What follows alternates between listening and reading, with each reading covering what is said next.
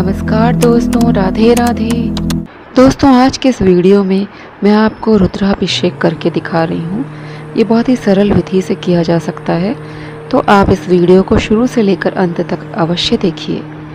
रुद्राभिषेक आप सावन सोमवार, प्रदोष व्रत और शिवरात्रि पर बिना विचार कर सकते हैं।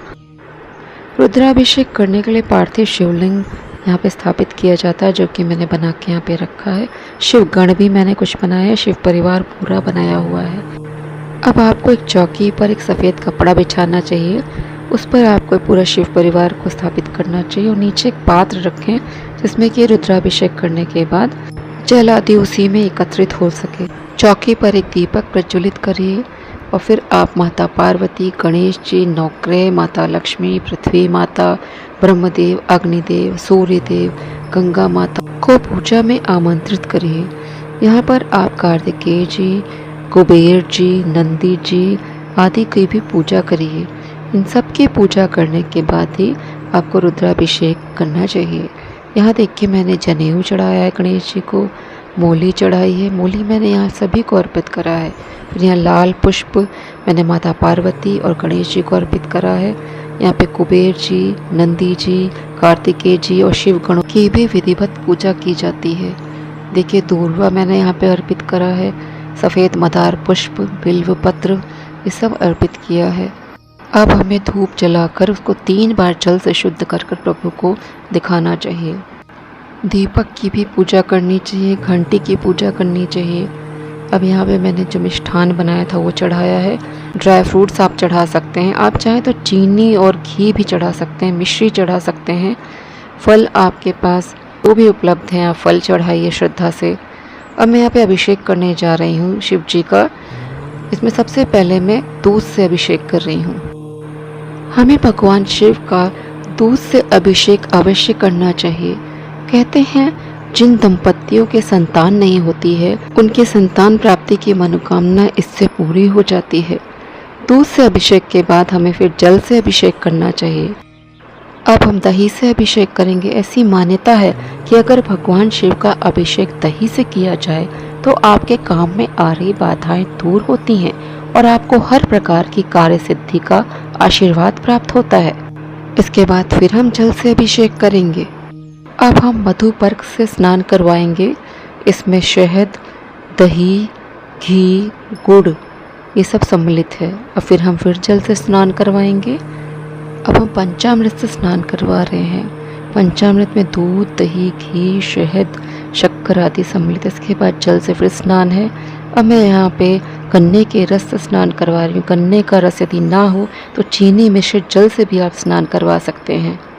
यदि आप धन हानि से गुजर रहे हैं या हाथ में पैसा नहीं रुक रहा है तो सावन के माह में गन्ने के रस से शिव जी का रुद्राभिषेक करें। इससे आपको सफल परिणाम मिलने लगेंगे। अब घी से अभिषेक करेंगे। मान्यता है कि घी से रुद्राभिषेक करने से आपको अच्छी सेहत का वरदान प्राप्त होता है।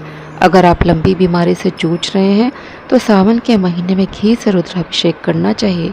इससे आपके स्वास्थ्य में धीरे धीरे सुधार आने लगेगा। अब हम फिर जल से स्नान करवाएंगे। इसके बाद मैं शहद से स्नान करवा रही हूँ। भोलेनाथ की प्रिय वस्तु में से एक है शहद। इससे रुद्राभिषेक करना शिव को प्रसन्न करना है। शहद से शिव जी का रुद्राभिषेक करने से व्यक्ति को सम्मान और उच्च कोटि का दर्जा प्राप्त होता है। अब फिर जल से स्नान करवाया जा रहा है। इसके बाद शक्कर से स्नान कराया जा रहा है। इसको शर्करा स्नान भी कहते हैं। अब हम गंगा जल से स्नान करवाएंगे। शास्त्रों के अनुसार जल द्वारा रुद्राभिषेक करने से भगवान भोलेनाथ भक्तों को मनोवांछित फल प्रदान करते हैं। इससे अपार धन की प्राप्ति होती है।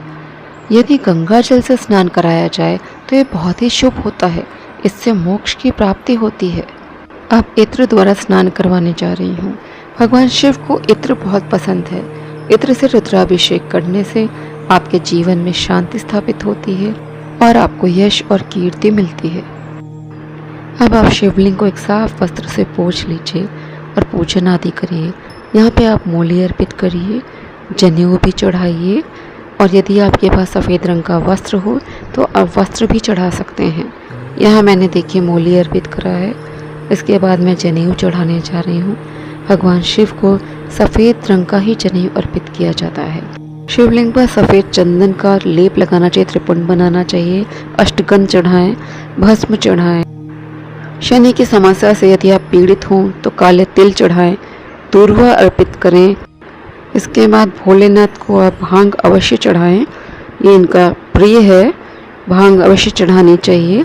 आप हरी भांग भी चढ़ा सकते हैं या इसको पीस के भी आप चढ़ा सकते हैं। धतूरा चढ़ाएं, धतूरे का फल यदि हो तो धतूरे का फल भी आप अवश्य चढ़ाएं। इससे भोलेनाथ बहुत ही प्रसन्न होते हैं और सावन माह में तो आपको आसानी से सब चीज़ें मिल भी जाती हैं।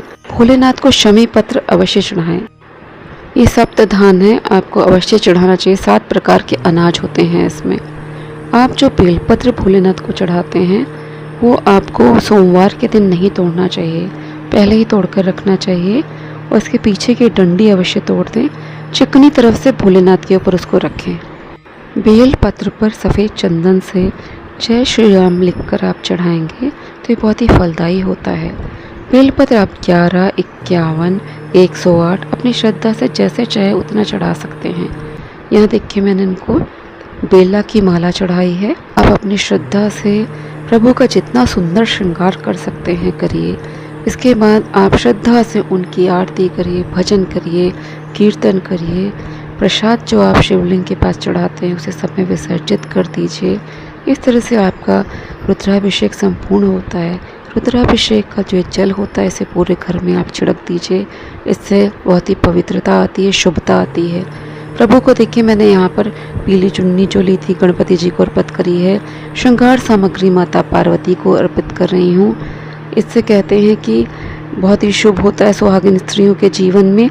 माता पार्वती सुहाग को अमर रहने का वरदान देती हैं, अपना आशीर्वाद देती हैं। यहाँ देखिए मैं कपूर से आरती कर रही हूँ।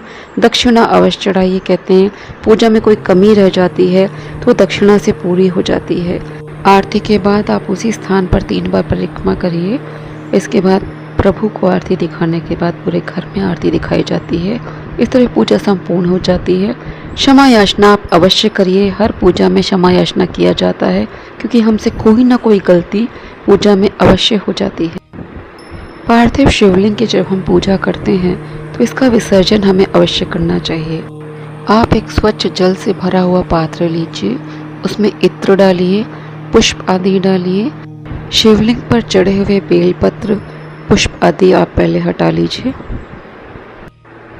अब आपने जितनी भी ये मिट्टी की मूर्तियाँ बनाई थी जिनकी पूजा आपने की थी उनको एक एक करके इसमें विसर्जित कर देंगे पूरी श्रद्धा से हाथ जोड़ते हुए।